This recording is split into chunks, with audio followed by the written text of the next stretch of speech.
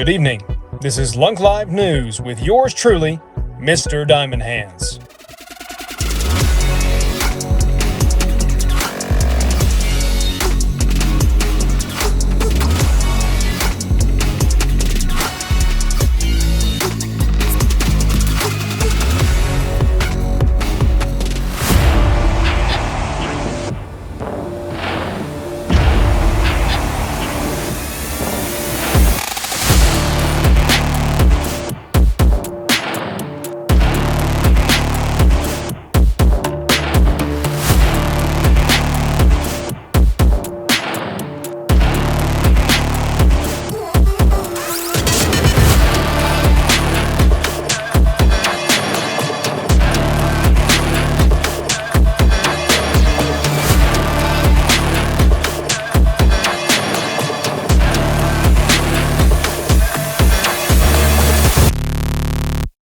Ladies and gentlemen, welcome back to LuncLiveNews.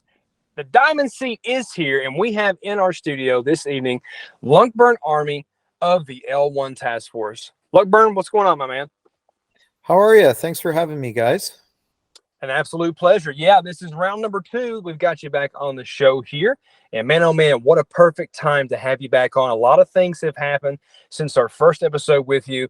We've now got some major updates that we want to let the community know about, including parity, the future of the blockchain, announcements that you guys are working on. So let's deep dive right into it, man. Tell us about parity. How'd that go for you all? Well, I think the upgrade went well. You know, there's certainly a few things that are left to fix, or some minor issues that remain. The largest thing we have obviously is the swap between on Astroport, those smart contracts. But the upgrade itself was very good. It was a very technically complex upgrade. And we were, we didn't know exactly how long. I mean, we tested it in the test environments and all of those sorts of ideas, but we didn't know exactly how the contract upgrade was going to behave on the main net. Like, we tested as much as we could, and then you get as close of an approximation, but it's never quite 100% because you don't have 130 validators in the test net and things like that. But it went surprisingly fast. I think it was done inside of 10-15 minutes tops. All the validators showed up, right on time. They upgraded very quickly. Very smooth process for all the validators. And then yeah, we've been working on some stuff since. And we're going to continue to focus on that over the next week, especially stuff related to station and things like that. The TFL station version, we've done a pull request to them to fix a couple of issues there. And yeah, so overall, I think it was a tremendous success. It's important to remember, with technology, right? I always think of things like, you always, your refrigerator and your power's on, 99.99% of the time, right? But you always remember that 10 or 15 minutes that, the power goes out, and, or you have, what I mean? So it's important to think of the positive that is there. And I think overall it was a very successful upgrade for a very technically complex implementation. Yeah, I mean, when I saw that announcement come out that, all right, guys, we're going to be going live here in just a few moments. When I first saw that on Twitter, I was like, okay, cool. This will probably take, I don't know, 30, 45 minutes, maybe an hour or two. That's normally what we see in the crypto world when we have large updates going for blockchain. So that's kind of what I assumed. But as soon as I put my tweet out, like, retweeting your announcement, yeah, 10, 15 minutes later, we get another tweet from you saying, hey, success, great success. And I'm like, wow. That's quick. That's fast. And you kind of honestly, the validators deserve all the credit for that, because they showed up. I mean, we messaged them all individually, every single one, basically, in the at least the top, I would say the top 35 or so. We messaged them all, the vast majority of them. And everybody showed up, right? So we need over 67% to get consensus. We feel confident when we're at 70%. And in previous upgrades, the one prior to this actually went very fast too, but this was even an improvement to the last one, right? Because the last one was like 20 minutes and we were very happy.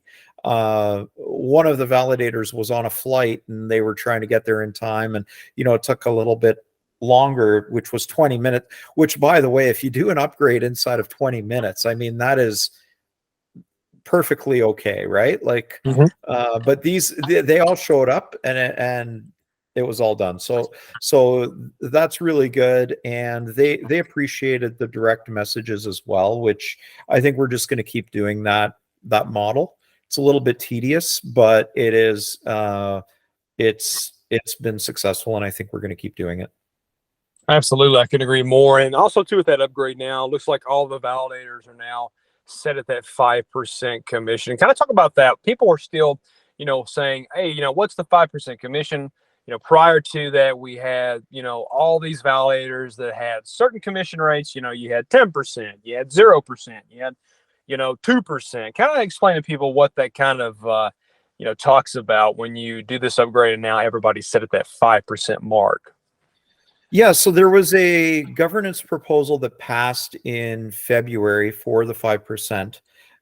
We had been working on parity for some time, and actually we were working on the parity upgrade in the first quarter, and had Superman not had to take the month of March off for personal time, we probably would have been in a much better position to even potentially consider that much earlier this quarter, right?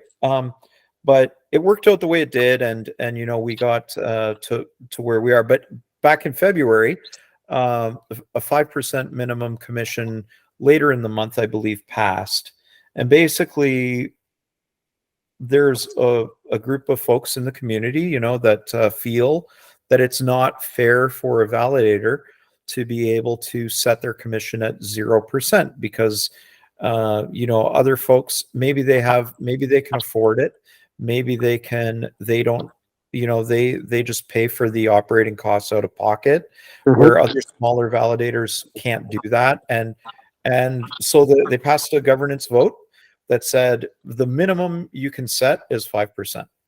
That, by the way, is another technically complex one that was implemented and had to go through extensive testing, right?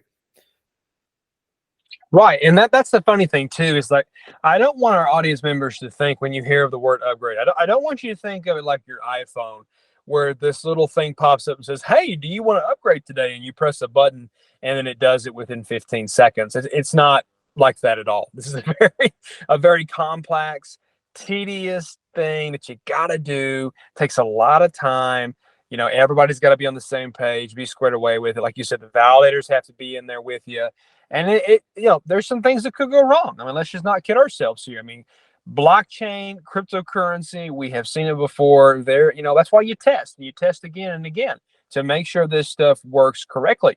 Because if there is something that goes wrong, if there is a hiccup, then it can be challenging, moving forward. So, but definitely people need to understand that when you do these updates, the reason they go smoothly and they do go so fast is because of all the hard work and the stuff that you guys have done on the front end to make it so, right? It's not like you guys just walk in there and you go, hey, let's upgrade the whole blockchain and press one button and then boom, it's all she wrote, No, and I mean, there's definitely, every time you do it, there's lessons you learn, right? And in this particular one, we didn't catch a couple of the things that happened in station.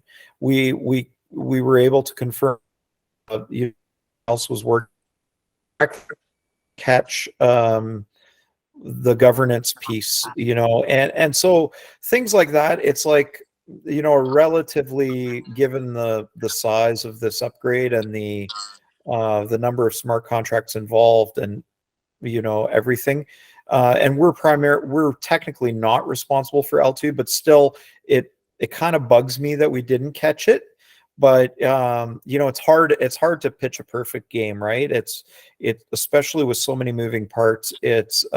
We try, you know, we try to catch every single thing, but for sure, you know, there's with, and I said it before, this upgrade, because it was so big that it was just not going to be likely that, you know, it was going to be 100% pristine, flawless, in the sense of there won't be, you know, a few days of work afterwards. You know, what I look at now is kind of like if, you know, you had a bunch of guys install your patio in the backyard with some nice pavers, you know, some nice interlock stone type of thing.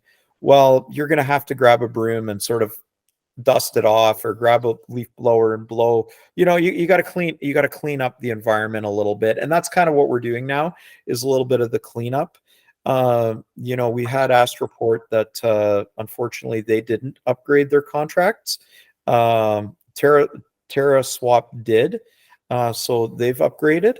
So in a short amount of time, we should be able to have the swaps back on station.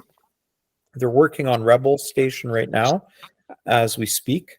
You know, once the pull request to TFL gets approved, we should be working back on there as well. But yeah, I mean, it's definitely very complicated, and that's kind of my job, is to really make sure, you know, these types of things that we're talking about, you know, the more minor issues, like things like, you know, governance on mobile only, you know, is not appearing for a couple days after the upgrade.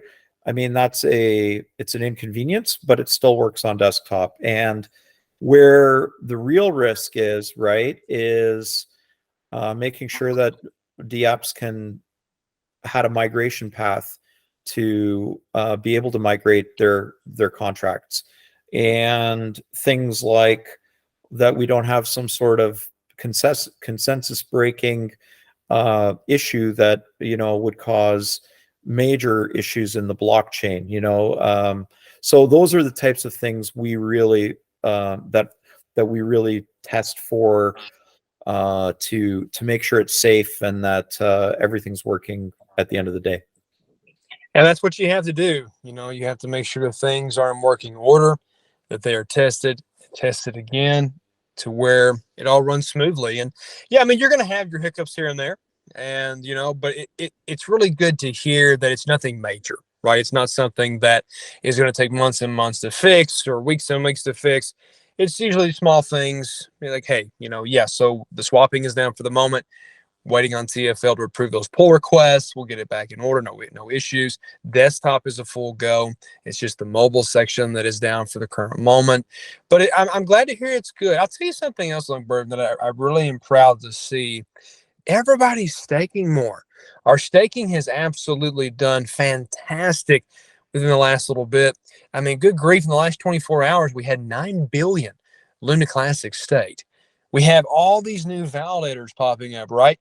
In the last 2 weeks, we saw some validators created that stake tens of billions of LunaClassic, you know, jumping into the top 15, the top 10 very, very quickly. So that's proving to me that people are watching what we're doing over here. So as you as the manager of the L1 task force, when you see billions and billions and billions of Lunk being staked, you see these new, you know, and they're super validators. I mean, this is, folks need to understand, when you're staking 30 billion, 33 billion, just out of nowhere, that's something you pay attention to. That's a lot of cash, right, to stake. So, LuncBurn, as you being the manager of the L1 task force, like when you see stuff like that going on, when you see, you know, validators assisting you with major upgrades, validators being born and staking tens of billions of LunaClassic, and just seeing our staking increase to all-time highs, what do you think about that? Well, I mean, to me, I feel like there's participation, right? There's people are, when you're staking your tokens, you're locking them away for 21 days. So there's, to me, I mean, just my opinion, just, you know, as an investor, it seems to me that you know, things are heading in the right direction. You know, there's good rewards for the folks that are staking, and they they must find good value in that. And to me, it's more than just somebody who's invested for a short period of time. They must be there for the long haul, or longer haul at least, you know. And so I think those are positive things. The new validators is very interesting. It's very interesting to see those developments. Again, that means that there's more new capital coming into the ecosystem, which is all good. One thing I'd like to see uh, you know, continue is the DApp usage and transaction volumes increase. So we'll, as we see parity and as we see apps like White Whale and others that are planning on joining, you know, it would be nice to see that increase. Absolutely. So, And we're going to be having White Whale on LuncLiveNews in the future. So, folks, if you're listening, make sure that you tune in for that episode as well. But it's exciting. It's exciting because those were projects that used to be here. You know, they used to be on this platform. They were operational. And then, of course, from the crash back in May of 2022, you know, they no longer are here. They had to go elsewhere. But now to see them coming back again, I mean, that right there speaks volume. It well, tells us and that what, we're doing things right. yeah, so what I, you know, in conversations with CENTCOM and you know, folks like that, what they're telling me is that there's a level of engagement with the LunaClassic community that they're really interested in, right? And so they're coming, you know, they're coming here, and I think it's important, you know, for, you know, Terra Poker, or like they're another one that just arrived. They used to be here. That was their first native home, and you know, they came back from. They also launched here. They're on V2, but all of these D apps that are especially the ones that were here before. I think it's important for us collectively, you know, as the community, to give them a really warm welcome, make them successful, you know, because if we can help them be successful, then other D apps are going to hear that they're successful, and then you're going to get more and more coming, you know. And I think that's a really important piece that the community could you know, help each other do. That's one thing that I will say about the LunaClassic community is they are so loyal. They're one of the most loyal communities in cryptocurrency that I've ever seen. Because I mean, if you just think about it for a second, LuncBurnArmy, you know, and I've been talking to people about this a lot. Just a year ago, you know, Luna, before it was transformed into LunaClassic, but Luna, you know, prior to the crash in May of 2022, was sitting at, you know, $60 billion market cap. It was top 10 crypto in the world. UST was the third largest stable coin in existence. And then, of course, you had the attack, you had the DPEG situation, and, you know, you had the historic fall. But it was making some moves. But what I try to tell people here, as much as possible, is just to look at it on paper, right? Anybody can tell a story, anybody can say something, but when it comes down to it, at the end of the day, facts and data tell all. And the reason that I continue to stay here as a member of this community, the reason I still continue to be a validator, right, is because in just 1 year, year number one, okay, in one short year, 365 days, we have been successful in restoring governance, getting burning online, having Binance burn for us, all-time high staking, right? More validators being created, projects that left the atmosphere due to the crash now coming back home, right? It's the perfect success story. And even in today's time, it speaks volume, and it shows that if you have that community, like you were talking about earlier, without your community, you're nothing. You know, if you don't have the men and women who support you and believe in you, I don't care what type of application you create, it's not going to be successful. And having said that, even right now, you know, going to CoinMarketCap and checking on Terra Classic, think about this now. The top 10 crypto that sustained the worst crash in cryptocurrency history, billions and billions of dollars lost, which now we heard today that Do Kwon obviously was arrested in Montenegro during that, you know, due to that situation. But you know, the former CEO, you know, now in custody. I mean, just the craziest thing you've ever seen. And still, this project today, as we're talking, is ranked number 66 in the world. It's absolutely unheard of. It's fairy tale-ish, if you ask me. but it shows just how committed these people are. It shows just how committed people like yourself and your team is. And I'm not going to quit supporting this. This is something that's never been done before, never been seen before. So think about that. Just in 1 year, going from the top 10, the third largest stable coin, to having the worst crash in crypto history, and still ranked number 66. Man, what a story.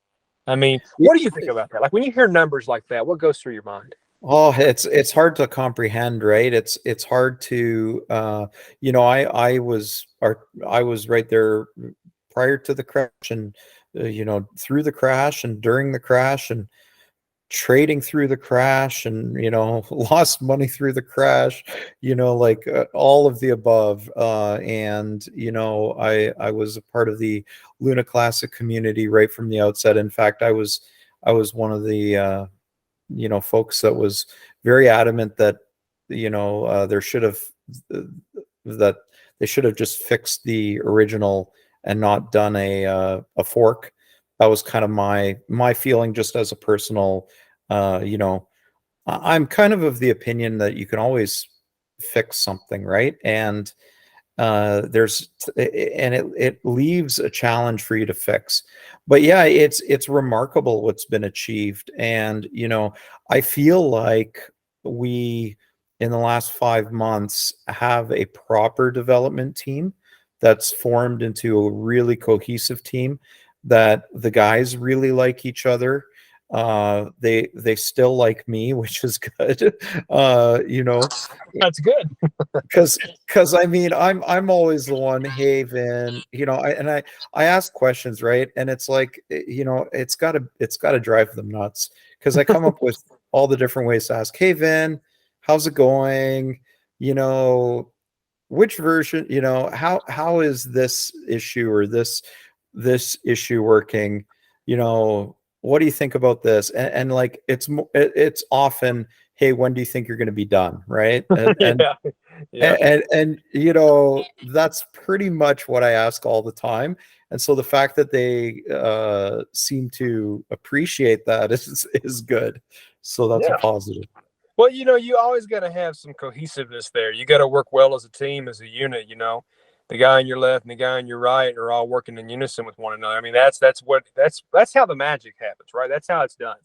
And And so it's it's not easy. It's not easy to necessarily come across. And there's often, you know, and I don't want to jinx things, touch wood, but there's often high turnover rates in teams, you know, particularly in this type of space.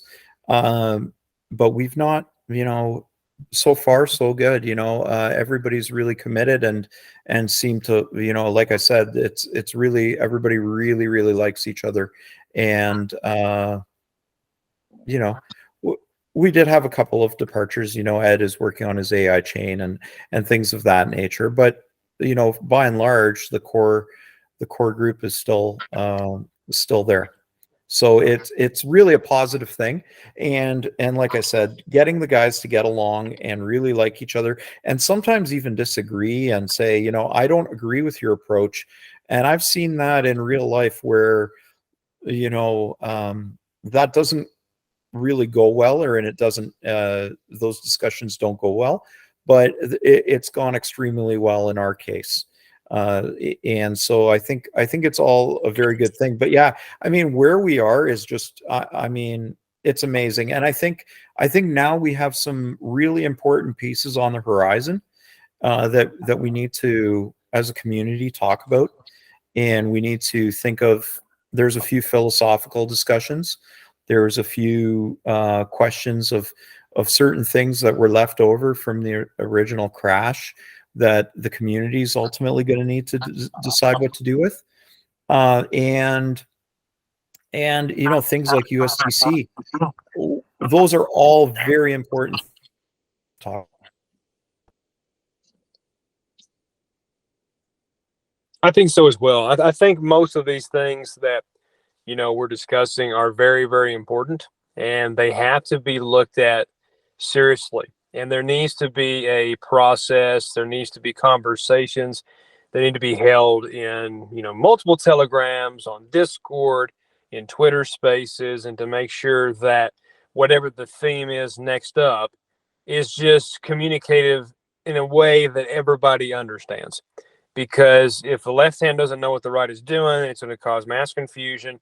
If the community does not understand it, if they're not certain on it, it's going to be challenging to explain it. And now that we've reached parity, that's a great milestone. Like I said before, staking is at an all-time high, over 1 trillion staked. And I made a tweet just before coming live to LuncBurnArmy that it took us a year, right? Because I'm a data type of guy. I like to know, how long does this take? What's the numbers, right?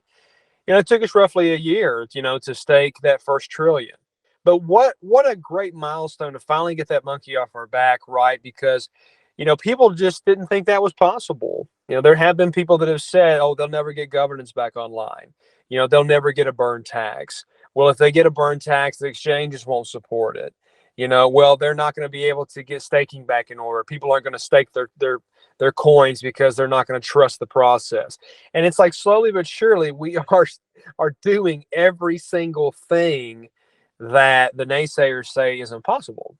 And every single task that is completed and is successful just kind of drives that nail harder in to show that this is a true recovery effort. This is not just a bunch of people sitting around smoking and joking about this subject. We have real serious men and women here who are dedicated not only in the community, but on our teams that are goal driven. They're like, we're going to recover this blockchain. That's what we're going to do. Now, it's taking us a little bit of time.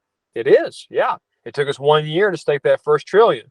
But what's our total supply, right? Huh? A little bit over 6 trillion.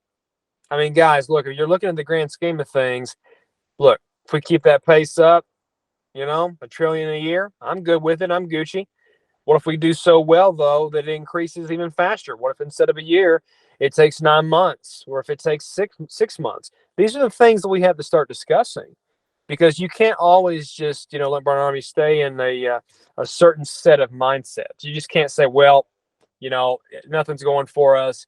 It's not going at a quick pace, and it's just going to take a long time. Because let me tell you something. You start getting some momentum behind you. You get more and more validators that keep popping up by the daily and that are staking 30, 40, 50 billion out of nowhere.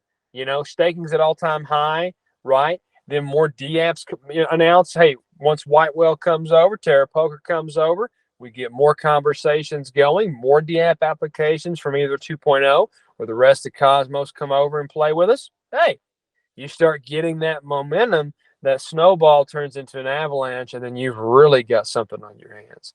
So that's totally. I couldn't agree more. I mean, it's all of those factors. It's the DApp environment, the number of transactions, and the amount of funds coming in.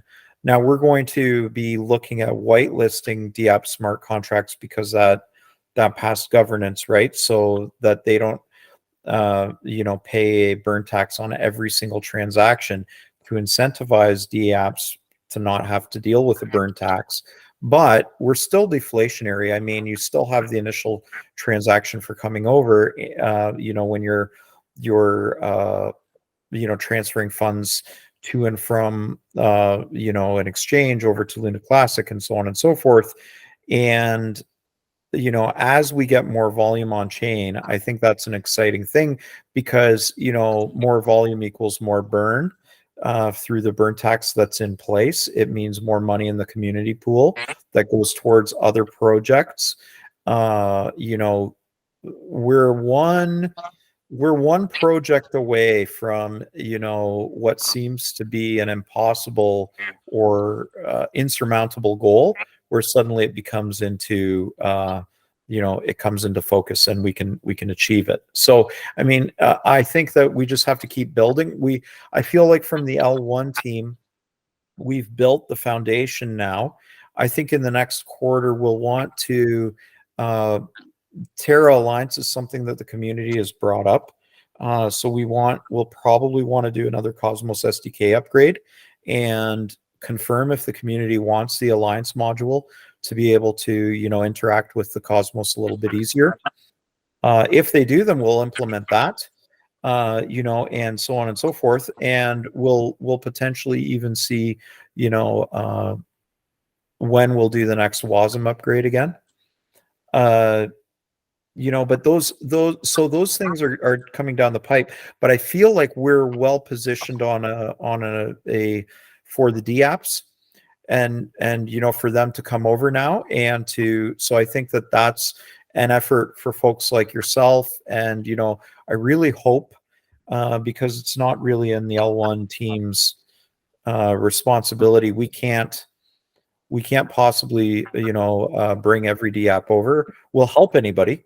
We'll certainly talk to, you know, like White Whale, we will talk to them. We will even reach out to a few, but I hope that there's some sort of a marketing team that sort of forms somehow to bring these folks over.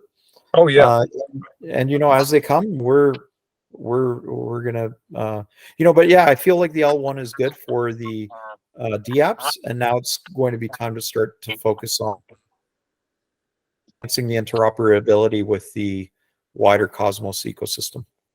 Absolutely. And I mean, yeah, you had a good point there about, you know, because everybody has to work in unison together, right? I mean, the L1 task force is doing its thing. You know, they are recovering very nicely. They are implementing things that were in their scope of work, and they are bringing us to parity. So that's one stage of it. You said here earlier that having some sort of marketing teams to say, hey, look, you know, L1's doing the work, and reaching out to these other people, these other projects, and say, hey, this is what we're doing, because that's what I believe LuncBurnArmy, some projects don't possess. They don't possess those people, you know, those large, you know, YouTubers, those large Twitter influencers, people that have those networking capabilities, that are, you know, good at just talking to people and just explaining things very easily, to just show them. Because I'll give you an example. You know, just today, prior to coming on the show, you know, had two of my associates who are from the YouTube world. And of course, the reason they were talking about Luna was because of Do Kwon obviously being arrested. He was sentenced to, you know, 4 months for the Luna situation. And of course, you know, when I saw them talk about it, what did I do? I took it upon myself to go onto their live streams, to talk to them on their Twitter's tweets, and to, you know, comment and say, hey, look, keep positive. You know, yes, this has happened. Yes, you know, Do Kwon was arrested, but people still, LuncBurnArmy, to this day, they don't know that Do Kwon's not been involved with LunaClassic for over a year. They have no clue. They still think that he's involved. And, you know, even these two associates, I told them, I said, look, this is, whether you realize it or not, this is bullish information for LunaClassic. Because what this does is this presents an opportunity for any builder, whether it be on 2.0 or if they're in the rest of Cosmos, for an opportunity to come back to LunaClassic. Because people follow the money. People follow opportunity, and people follow a community. And every time that I get on Twitter, LuncBurnArmy, I'm always seeing, you know, reports come out like, oh, the most traded token on, or most traded coin on Cosmos, and it's always us and Cosmos. It's either us, Cosmos, or us and, you know, BNB, or whatever it is. We're always in those top threes, right? It's because our community is massive. And we're doing an excellent job of getting the information out, because we still, I know we have lost some people, you know, along this journey, and that's okay. People come and go, but we still have individuals in the community that, you know, have that influence. They have that reach. You know, they're going into live spaces of these YouTubers that aren't with us. They're going into different Telegram chats and explaining to people. I mean, I'm seeing people that are having conversations with, you know, exchanges. I mean, just informing people of, hey, we're LunaClassic. This is what we're doing. Keep us on your radar. The day that stops is the day that it gets really tricky and really tough, right, to be successful. Because if you don't have people out there gunning for you and supporting you and telling people why they support you, that have that reach and that influence, nobody's going to know about you, right? And of course, hey, I almost forgot, we always trend on Twitter. We love trending on Twitter. That's why we always do the $ LUNC, hashtag LuncCommunity. If you're a listener right now, folks, make sure that you are showing support by putting out those hashtags and those tickers, because it helps tremendously with the algorithm on social media. Now, having said that, LuncBurnArmy, we talked about parody in the books, successful, right? So tell us a little bit about what you guys are going to be doing with your new spin prop coming out. I know we talked about that for a little bit, the Q3 spin prop. What are some things that you want to kind of highlight on that? Give us kind of a quick rundown of some of your main bulletin points that you guys are going to be focusing in on your Q3 prop. Yeah, so we've kind of revised it slightly with the we had a lot more USTC in there. So we had a proposal that passed with a very large margin that it passed. I believe it was 86% or higher, that it was a successful vote, that we would create a test environment to facilitate the testing of a whole bunch of different pieces that we want to have either other teams have the ability to test or ourselves. In the case of ourselves, we want to really test the market module stem to stern. We have some ideas for how we want to put in some fail safes or circuit breakers to make sure that a death spiral could never happen again. And so we're looking to test that. So that's going to be there. One of the things that we're going to look at is the Columbus 5, state of Columbus 5. The size of it is getting really big, and we need to find a way to reduce the sync time for the archive nodes and just perform, overall network performance. I mentioned the Alliance and Cosmos SDK and that sort of thing. We've got the token factory. So some people like launching. We've got a bunch of tokens that have launched on chain or off chain because it's been too difficult to launch on chain, and we want to be able to enable people to launch easier if they have a creative idea for how a token such as Base or any of the other ones that have launched can help LunaClassic. Well, we'd like them to do it native to LunaClassic, and so those are things we're looking at. One thing that's kind of more of a techie piece, but it's kind of a really innovative idea that Vin has been working on and that we're going to probably explore more, is the enabling of single sign-on and profile management using as a smart contract module, which would allow for Web 2 applications to sort of become Web 3 applications. And I probably just lost you guys on that, but that's okay. No, we're still here. I'm just taking it all in. It's good information. I mean, that's good to hear that you guys are still continuing to have goals, right? Some people may say, gosh, guys, woof, we reached parity. Everybody said it couldn't be done. Like, we're going to go sip our umbrella drinks on a nice beach someplace. We'll see you guys in 2 weeks. You guys are still rolling. I mean, the grind doesn't stop. It's like next man up, next task up. And I love it. It's refreshing. It shows that you guys know, hey, we got work to do. We still have things on the table that need to be completed. And it shows that you're willing to get to business, right? And that's exactly what we need here in this community, of people that are ready to work, that are hungry for success, and that are ready to serve the community. And I think that, that is something that the community is demanding now. They are demanding people that are hard workers. They're demanding people, if they want to receive funding from the community pool, which also is looking very nice, over $2 billion now in the community pool. So we're doing well there. But the holders now, LuncBurnArmy, they're, because I talked to them, right? We're on there with them, during the week as much as we can with Lunk Live on Twitter Spaces, and people are saying, like, finally it feels like momentum is starting to shift. Now, I know you're going to get your day-to-day drama, and I mean, what blockchain doesn't have that?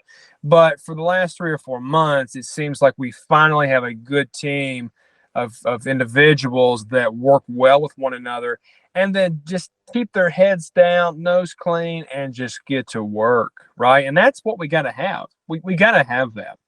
And I want to ask you this too, LuncBurnArmy. I know that there's conversations now of other teams wanting to step up and receive funding to assist with the USTC, proposal of some sort, or just offer services that they think would be beneficial to the blockchain. And I wanted to ask your take on this when it comes to people working on the chain, right? Um, there's conversations now of people wanting certain individuals to dox, and then other people are coming saying, we don't need that. We're trying to be a decentralized chain. So it's kind of like, hypocritical to ask that of people, the pot calling the kettle black, if you will. And it's just like, well, look, I see both sides of the argument, right? But I feel, me personally, and I'd love to get your take on it, but the situation that we're in right now, the current status that we're in, we are not yet at a point where we just are at such a number of success that we have so much money in our community pool that it's overflowing, that things are going so tremendously well that if we had a team that said, hey, look, guys, we don't want to dox, but we assure you we have the product to prove we're legitimate, and it's okay. You have enough funding to take that gamble, and it's not going to absolutely just decimate you if something goes wrong. We're just not at that point right now. Now, we would love to get at that point. I mean, what do you feel about that? Do you feel like we're still at a place where, look, we got to make every dollar count. We got to make sure anybody that's coming on board, has the best intentions. They don't have underlying agendas, and they're just here to serve the people. I mean, what's your take on that? Well, I definitely think that we want to have the people that have the best intentions, and we want to have people that are there to deliver value. And I think that that's obviously very important, that everything we do at the end of the day should hopefully translate somehow into a step closer towards the recovery. I kind of look at the blockchain right now and the state of the blockchain similar to a puzzle that we've started to fill in a lot of the pieces, right? And right now we're getting to the point where a lot of the core foundational pieces are there, and now we've got some kind of cornerstone pieces that we want to put in, like the USTC repeg. I think that having multiple teams on the chain is good. I don't really, as a core L1, I've said this in a couple of places. Like, I think that there's a whole dynamic of, should we have a fully decentralized environment where you just don't have any teams, you just have individual developers that would be able to bid on every small piece of work, and then these individual devs would do these small pieces of work, and then you'd accomplish what you would in a quarter. I think in the case of our blockchain, with where we are, and even just with the nature of it, I think that there's parts that would work for. And this is just my opinion, right? Of course, we do what the community feels passes governance. Governance is really what everybody follows. But just my own take on it is that having a team where we're able to somebody's working on something, Vin or Frag will be working on something, and they run into an issue, and they're ready to throw their keyboard somewhere because something is not working, right? And they join our daily call, and we work through it, or they connect sooner to that, and we work through these things, and complicated cross-dependent items it works really well for. So I think that there's definitely room for on the L1. I would like to see more flexibility with the ability to hire certain jobs out that we find that could happen mid-quarter. I'll give you an example. Something passes governance, like this whitelist piece, and we have a approved scope of work for the quarter. But now, because something passed governance, we try to fit it into, but wouldn't it be great if we could hire somebody to help with that without taking away from the nice team environment we have, where we could have some sort of a board that we could say, hey, these extra things came up. These are kind of pieces that, a lone developer could kind of do on their own. Those would fit well in this. And I kind of think that would be good. Just coming back to your question about USTC and the teams working there, I think it's a good fit to have a quant team and to have the L1 team. They have different functions. We're probably going to be focused mainly on the market module because it's L1 based. And the quant guys can do all of the fancy calculations, back testing, and how do you maintain a peg? What do you use to collateralize it? All of these types of things. So I think there's room for that. With respect to doxing, I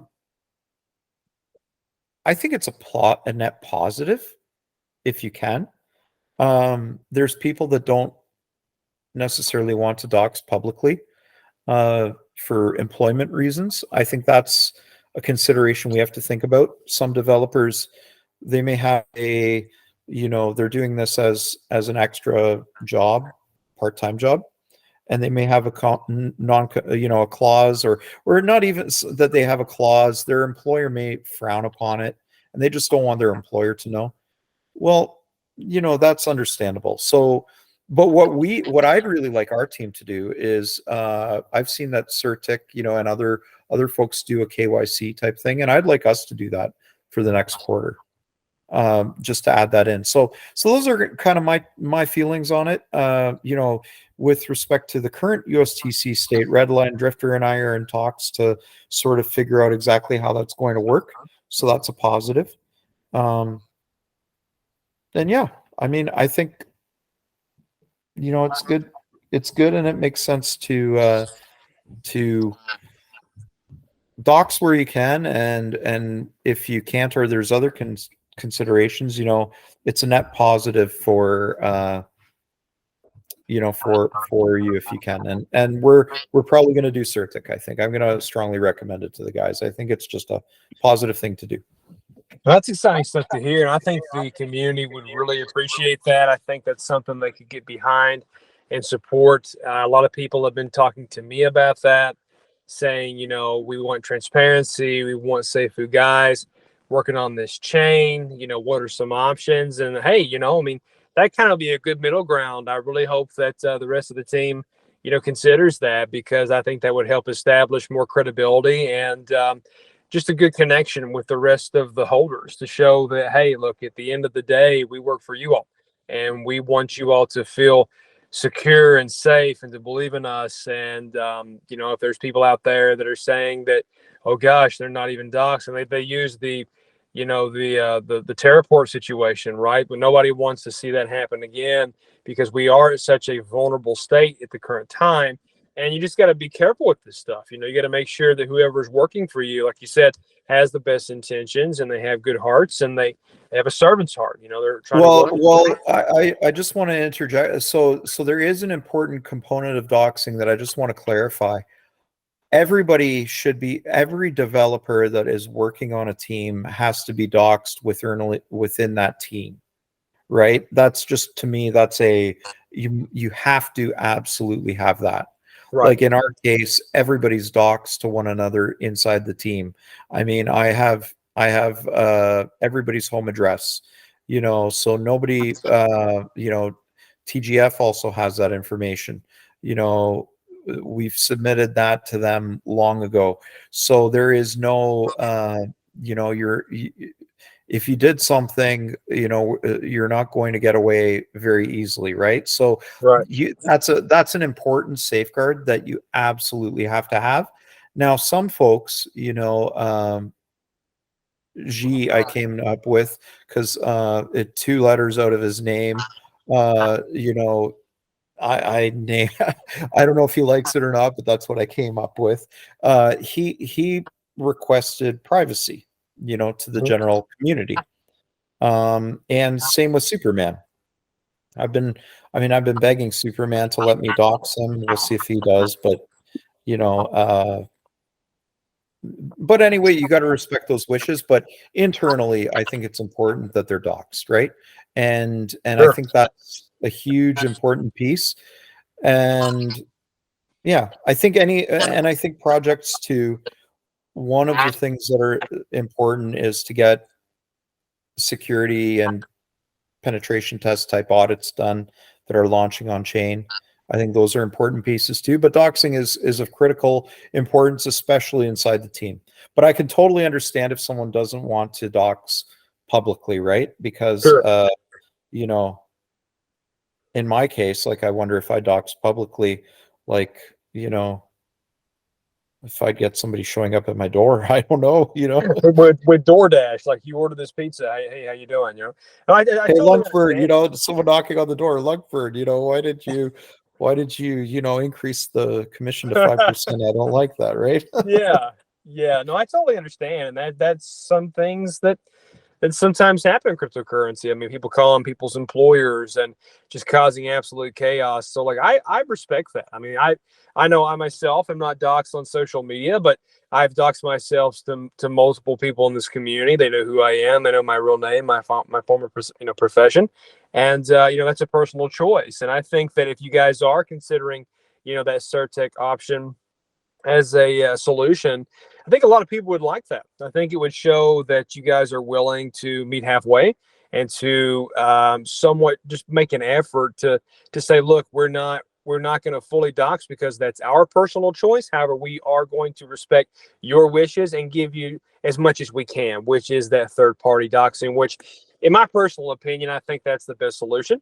Because as long at the end of the day, if somebody knows who you are, it's checks and balances. Okay, it's meeting halfway. It's making both parties feel at ease because they know, okay, look, if something were to occur, that that this individual does have a secret agenda or they're wanting to take us for a ride, then we have the ability to do something about it. I know somebody was telling me not too long ago that well, Bernie Madoff was doxxed. Diamond, what does it matter? Yeah, but how would it have been if Bernie Madoff was never brought to justice, if he was never arrested, right? If no victim ever saw his day in court, what would that have done, right?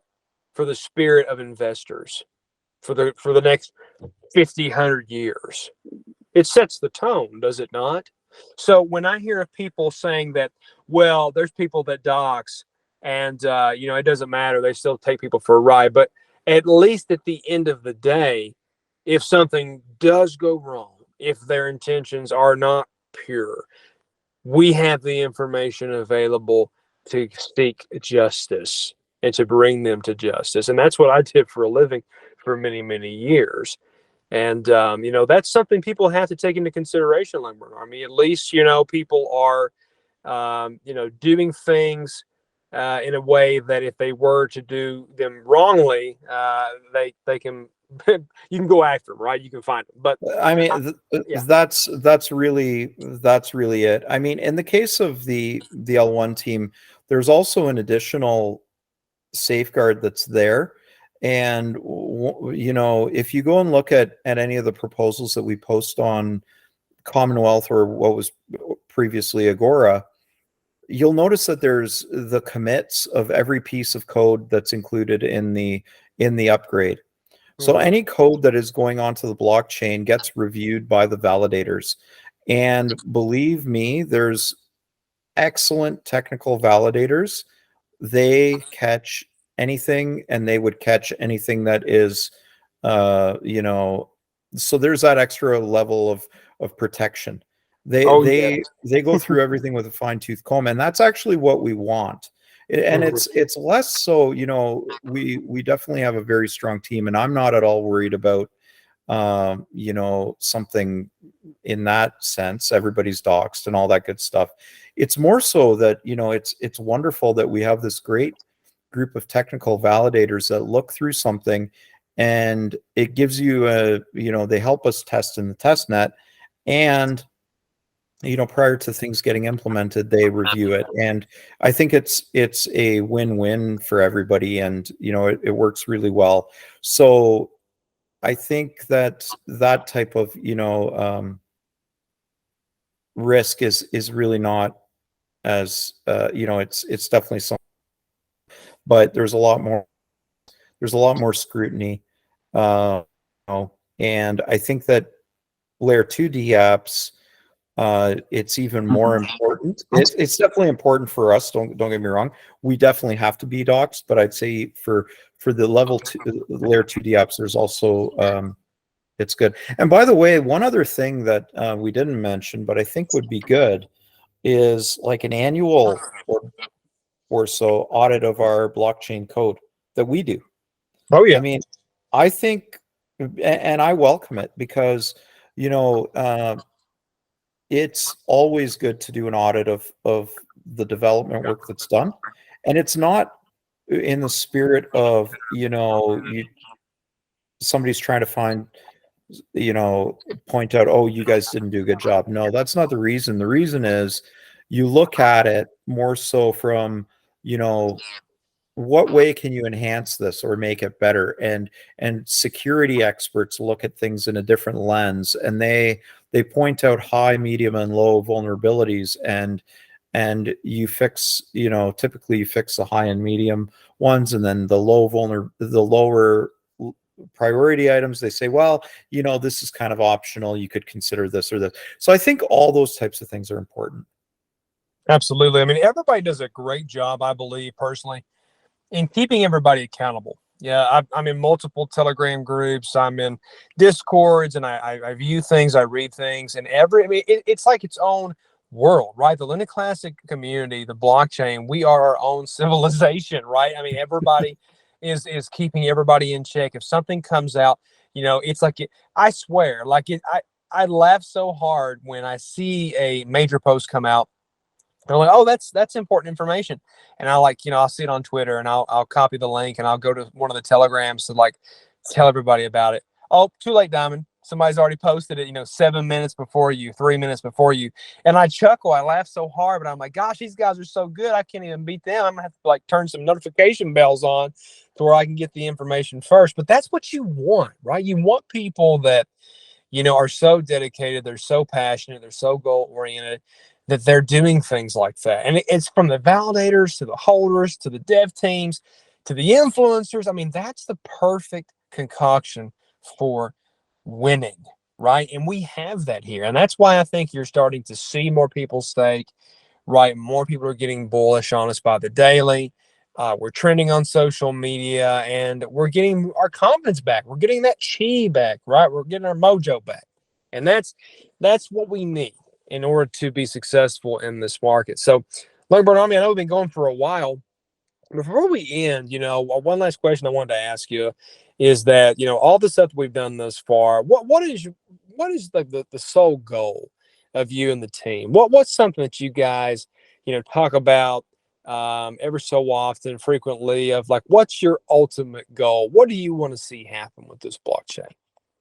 Well, I mean, I think we want to get it on the right trajectory, right? And I think we've started to do that. And you have time is a factor in this. But when you get on the right trajectory, like you said, where you've got a trillion staked, then the next target is, a trillion and a half, 2 trillion. We're going to have to, by the way, we're going to have to figure out how we're going to sustain those Oracle rewards so that staking goes on for many years. We've got a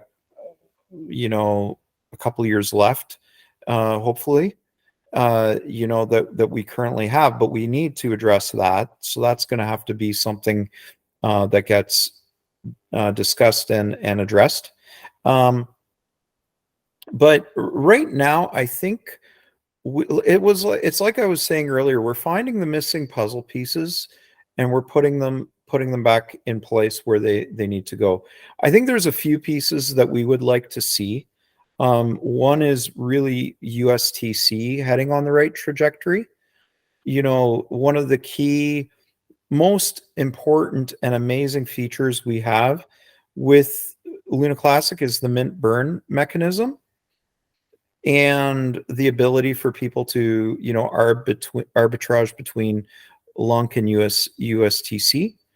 And I think that that's an important piece that we all as a team would really like to see happen, but in a totally safe way, that it cannot cause any sort of runaway minting of either token for that matter. So that, I think, is kind of one of the big puzzle pieces we'd like to see, and we talk about that often, and it's kind of brought into focus. And we feel like now it's time. We've got a lot of these L1 foundational pieces.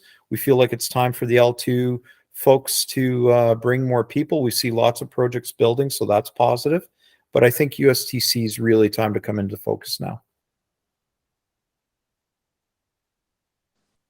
That's great stuff. I love it. I mean, that shows right there that you guys are, no matter what, you're keeping your head down.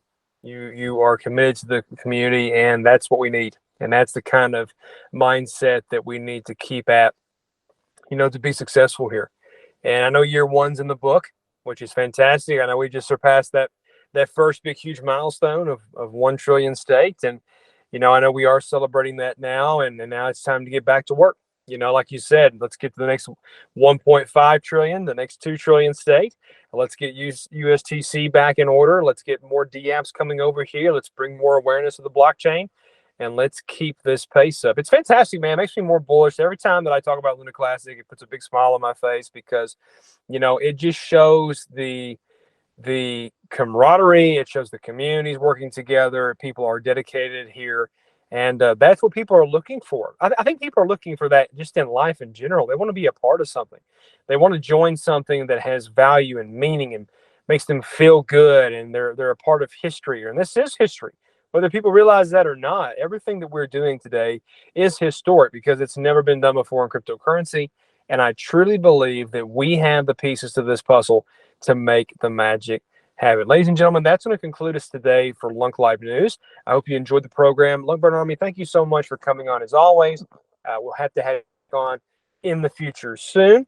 And it's always a pleasure to have you on board, and we appreciate everything that you and the team are doing for us. Guys, make sure that you give LuncBurnArmy a follow on social media. He's on Telegram. He's on Twitter. Make sure that you turn your notification bells on for that so you get all the latest news and updates in regards to what the L1 Task Force is doing for the LunaClassic blockchain. LuncBurnArmy, man, thanks for coming on the show. I appreciate you. All right. Well, thanks a lot for having me. Yes, sir. We'll bring you back on soon. Ladies and gentlemen, that's it for us here this evening. We hope you have a wonderful rest of your morning, day, evening, wherever you are located in the world. And as always, stay classic. See you next time, everybody. And that's all for today, folks. We welcome you to join us every Friday at 8 p.m. Eastern Standard Time, 12 midnight UTC. From us at Lunk Live News Studio, we wish you all a happy evening and a great start to your weekend. And remember, stay classic.